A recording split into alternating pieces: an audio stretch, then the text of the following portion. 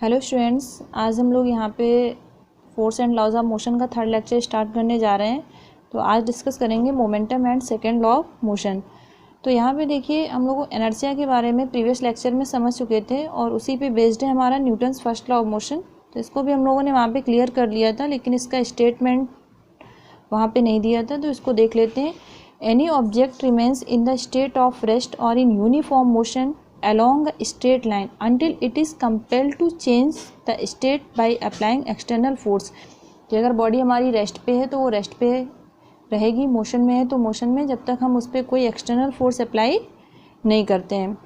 ठीक है, तो वहाँ पे इस चीज़ को क्लियर कर चुके थे। तो आज यहाँ पे हम डिस्कस करते हैं मोमेंटम के बारे में।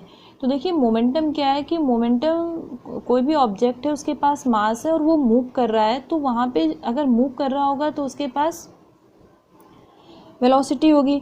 तो मास और वेलोसिटी के कॉम्बिनेशन से जो एक यहाँ पे प्रॉपर्टी आएगी वो क्या होगी? मोमेंटम। ठीक है, तो मोमेंटम एक तरह से क्या है? Effect of motion. ठीक है, तो अगर मोशन है तो मोमेंटम होगा, अगर मोशन नहीं है तो मोमेंटम नहीं होगा। तो momentum is characteristic of a body in motion which remains constant of its own. The product of velocity and mass is called momentum.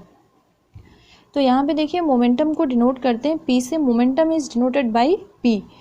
तो यहाँ पे क्या है कि जो क्वांटिटी आ रही है वो किससे आ रही है? मास और वेलोसिटी के कॉम्बिनेशन से।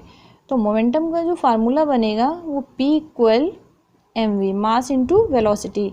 मास को डिनोट करते हैं v से, वेलोसिटी को डिनोट करते हैं मास को डिनोट करते हैं m से, वेलोसिटी को डिनोट करते हैं v से। तो ये फार्मूला आ गया मोमेंटम का, P इक्वल mv। और मोमेंटम यहाँ पे वेक्टर क्वांटिटी है। अब इसकी यूनिट हम लोगों को फाइंड करनी है। तो यूनिट देखिए किस तरह से निकालेंगे। तो यूनिट जब हम निकालते हैं तो फार्मूले से फाइंड करेंगे। तो देखिए, फार्मूला इसका क्या है? P equal mv। तो unit of momentum is unit of mass into unit of velocity. तो मास की यूनिट हो जाएगी यहाँ पे kg और वेलोसिटी की यूनिट हो जाएगी यहाँ पे मीटर पर सेकेंड। तो देखिए, ये यहाँ पे यूनिट क्या आ गई? मोमेंटम की, kg मीटर पर सेकेंड। और इसी यूनिट को हम लोग यहाँ पे कहेंगे MK सिस्टम में या SI सिस्टम में। अब यहाँ पे बात करते हैं कि अगर यही हमारी CGS में यूनिट बोला जाए इसकी मोमेंटम की बताने के लिए, तो क्या हो जाएगी? ग्राम सेंटीमीटर पर सेकेंड। ठीक है, तो ये हमारी यूनिट होगी CGS में और ये किस में होगी? MKS में। यहाँ पे हमने इसे कन्वर्ट नहीं किया। अगर कन्वर्ट करेंगे तो 1 kg की जगह 1000 ग्राम लिखेंगे, मीटर की जगह 100 सेंटीमीटर। ये हम MK सिस्टम में इस तरह से लिखेंगे और ये CGS सिस्टम में ग्राम सेंटीमीटर पर second.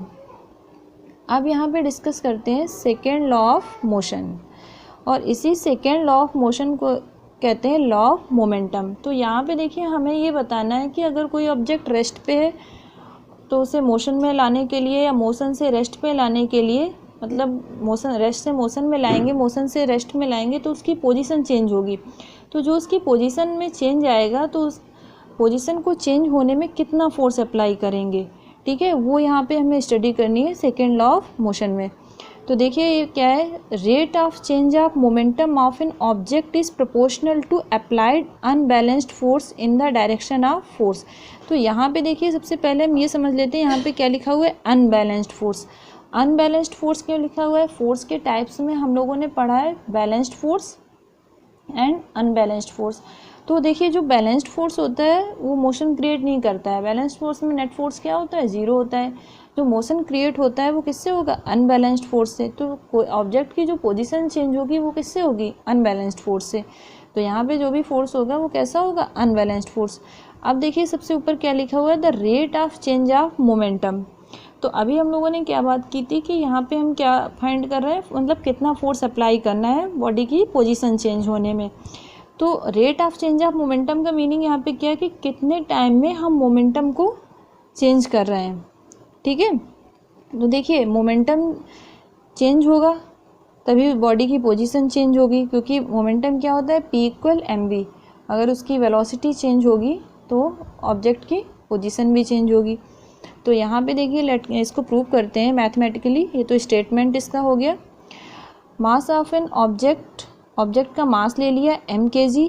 Initial velocity of an object, जो इनिशियल वेलोसिटी ऑब्जेक्ट की है वो ले ली u मीटर पर सेकेंड, और final velocity of an object v metre per second. ठीक है, जो ऑब्जेक्ट है उसका देखिए मास दोनों में सेम है, दोनों ऑब्जेक्ट का। इनिशियल कंडीशन पे भी ऑब्जेक्ट्स यहाँ पे एक है, इनिशियल कंडीशन पे भी मास हमारा m है और फाइनल कंडीशन पे भी मास कितना है m है। क्योंकि जब ऑब्जेक्ट को हम मोशन कराएंगे, हम लेट कर लेते हैं, अगर हम पेन को लें और पेन को टेबल पे इस तरह से रख कर उससे मूव कराएं तो उसका जो मास है वो चेंज नहीं होगा, उसकी स्पीड चेंज होगी लेकिन मास चेंज नहीं होगा। तो मास जो बॉडी का है वो सेम रहेगा mkg, और उसकी जो वेलोसिटी है वो चेंज हो गई है, तो मोमेंटम भी चेंज हो जाएगा क्योंकि मोमेंटम डायरेक्टली किस पे डिपेंड है, वेलोसिटी पे, क्योंकि मास तो फिक्स रहेगा। तो यहाँ पे देखिए जो इनिशियल मोमेंटम है, मोमेंटम का फार्मूला हम लोगों ने पढ़ा है P इक्वल अभी mv, तो यहाँ पे इनिशियल मोमेंटम क्या हो जाएगा mu, P1 equal mu, v की जगह क्या आ जाएगा u, क्योंकि वेलोसिटी इनिशियल कितनी है u। फाइनल मोमेंटम कितना हो जाएगा P2 इक्वल mv, क्योंकि फाइनल वेलोसिटी कितनी है v। अब चेंज इन मोमेंटम, अब देखिए जब हमें यहाँ पे डिफरेंस निकालना है कि कितना चेंज हुआ है, ठीक है, rate of change of momentum find करना है, तो पहले हम चेंज इन मोमेंटम निकालेंगे। तो कोई भी चीज़ के डिफरेंस जब हम फाइंड करते हैं तो फाइनल माइनस इनिशियल, तो final momentum minus initial momentum. तो देखिए फाइनल मोमेंटम कितना है mv और इनिशियल कितना है mu, तो mv माइनस mu। तो यहाँ पे देखिए क्या है, m जो है वो कॉमन है, m कॉमन लिया, v माइनस u। अब यहाँ पे हमें निकालना क्या था, इसका स्टेटमेंट क्या है, rate of change of momentum, तो कितने टाइम में चेंज हो रहा है मोमेंटम। तो किस तरह से निकलेगा, change in momentum upon time taken, और मोमेंटम कितना चेंज हुआ, m ब्रैकेट में v minus u upon t।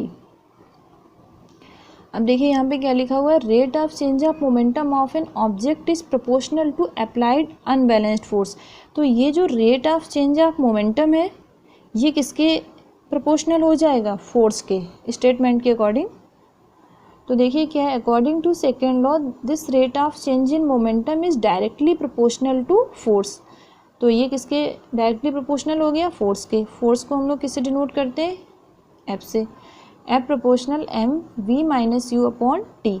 अब ये हम लोग प्रीवियस चैप्टर में पढ़ चुके थे एक्सीलरेशन की definition, a equal v minus u upon t, change in velocity upon time taken. तो वेलोसिटी कितनी चेंज हो रही है, v minus u upon time. तो ये जो वैल्यू है किसके इक्वल हो जाएगी, एक्सीलरेशन के इक्वल, बाय डेफिनेशन एक्सीलरेशन। तो जब यहाँ पे f equal m, f proportional sign है यहाँ पे, f proportional m v minus u upon t की जगह कितना पुट कर देंगे, a। तो ये फार्मूला आ गया f प्रोपोर्शनल ma। फिर यहाँ प्रोपोर्शनल हटाएंगे तो एक कांस्टेंट आ जाएगा के एम ए। तो ये आ गया यहाँ पे इस तरह से F equal K M A. तो where K is constant, its value 1, तो F equal 1 into M into A. तो ये फार्मूला आ गया एम ए। तो देखिए फोर्स की यूनिट के बारे में हम पहले भी डिस्कस कर चुके थे और यहाँ पे फिर से देख लेते हैं। मास की यूनिट क्या होगी, केजी, और एक्सीलरेशन की यूनिट क्या होगी, मीटर पर सेकेंड स्क्वायर। तो यहाँ से इसकी यूनिट क्या आ गई, KG metre per second square, और दूसरी यूनिट इससे क्या है, न्यूटन। तो न्यूटन लिख दें या KG metre per second square, same है दोनों। अब देखिए यहाँ पे ये प्रूव करना है हमें, यहाँ पे इम्पॉर्टेंट है ये भी, proof of Newton's first law of motion from second law. मतलब सेकेंड लॉ का यूज़, सेकेंड लॉ से हमें फर्स्ट लॉ को प्रूव करना है। अब देखिए यहाँ पे दोनों रूल हमें याद रखने हैं, तभी हमें ये डेरिवेशन समझ में आएगा। तो देखिए क्या है, यहाँ पे सेकेंड लॉ से फर्स्ट लॉ को प्रूव करना है। और फर्स्ट लॉ है क्या, कि अगर हमारी बॉडी अगर रेस्ट पे है तो वो रेस्ट पे ही रहेगी, अगर मोशन में है तो मोशन में ही रहेगी, जब तक हम उस पर एक्सटर्नल फोर्स अप्लाई नहीं करते हैं। ठीक है। और सेकेंड लॉ भी हम लोगों ने क्या पढ़ा, the rate of change of momentum is called, मतलब जो rate of change of momentum है यहाँ पे देखिए इस तरह से भी हम लोगों ने पढ़ा है, this rate of change of momentum is directly proportional to the force. ये हम लोगों का क्या है, सेकेंड रूल है। तो यहाँ पे इसी तरह अप्लाई करेंगे। तो देखिए फर्स्ट लॉ के अकॉर्डिंग क्या है हमारा, that if external force F equal 0 then a moving body keeps moving with the same velocity। अगर एक्सटर्नल फोर्स 0 है तो बॉडी अगर हमारी मूव कर रही है तो वो उसी सेम वेलोसिटी से मूव करेगी। और अ बॉडी एट रेस्ट, अगर बॉडी हमारी रेस्ट पे है तो कॉन्टीन्यूस क्या रहेगी, रेस्ट पे रहेगी, अगर हमारा एक्सटर्नल फोर्स 0 है। ठीक है, तो ये हम जो स्टेटमेंट है इसको हम सेकेंड लॉ से प्रूव करते हैं।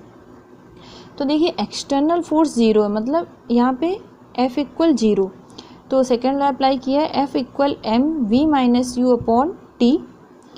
तो देखिए यहाँ पे दो केस हैं। यहाँ पे फर्स्ट लॉ में एक बार हम लोगों ने है कि अगर रेस्ट पे है तो रेस्ट पे रहेगी, मोशन में है तो मोशन में। तो हम सबसे पहले यहाँ पे मोशन वाला लेते हैं। तो ए पार्ट उसको दे दिया name, a body is moving with initial velocity you, मतलब अगर हमारी बॉडी इनिशियल वेलोसिटी यू से मूव कर रही है तब क्या होगा यहाँ पे। तो ये हमें सेकेंड लॉ से प्रूव करना है। और लेकिन प्रूव होने के बाद क्या आना चाहिए कि बॉडी अगर मोशन में है तो मोशन में ही रहेगी जब तक हम उस पर एक्सटर्नल फोर्स अप्लाई नहीं करते हैं। तो देखिए ये क्या हुआ, एक्सटर्नल फोर्स F 0 ले लिया यहाँ पर, यहाँ पे ये F की जगह क्या रख दिया 0, m v minus u upon t. तो यहाँ से देखिए T जब इधर जाएगा क्रॉस मल्टीप्लिकेशन होगा तो ये भी 0 हो जाएगा। तो ये क्या बचेगा v माइनस यू इक्वल 0, इधर ट्रांसफ़र करेंगे u को, इधर माइनस है इधर जाएगा प्लस हो जाएगा v इक्वल यू। तो यहाँ पे देखिए क्या है, then final velocity is also same, जो हमारी इनिशियल वेलोसिटी थी वही हमारी फाइनल वेलोसिटी आ रही है, मतलब कोई चेंज नहीं हुआ है। चेंज कब होगा, जब हम एक्सटर्नल फोर्स अप्लाई करते। अब दूसरा स्टेटमेंट क्या है, दूसरा है हमारा रेस्ट के लिए। अब बॉडी इज एट रेस्ट, जब बॉडी रेस्ट पे होगी तो इनिशियल से ही रेस्ट पे होगी, तो u क्या हो जाएगा 0। तो इसी में हम जो हमारी ये इक्वेशन है इससे ये सेकेंड लॉ से, तो यहाँ एक्सटर्नल फोर्स F भी 0 है, ठीक है, u भी 0 हो जाएगा। तो u इधर जो t का क्रॉस मल्टीप्लिकेशन F में होगा सारा 0 हो जाएगा। तो u इक्वल v, मतलब u 0 है तो v भी क्या हो जाएगा 0 हो जाएगा। फर्स्ट स्टेटमेंट के अकॉर्डिंग v इक्वल u होता है, तो u 0 है तो v भी 0 हो जाएगा।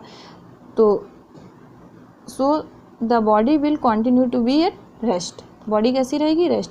तो यहाँ पे देखिए इस डेरिवेशन में क्या किया है कि फर्स्ट लॉ का जो स्टेटमेंट है उसी से उसको हमने सेकेंड लॉ से प्रूव किया है। ठीक है, तो इसको क्लियर कर लेना।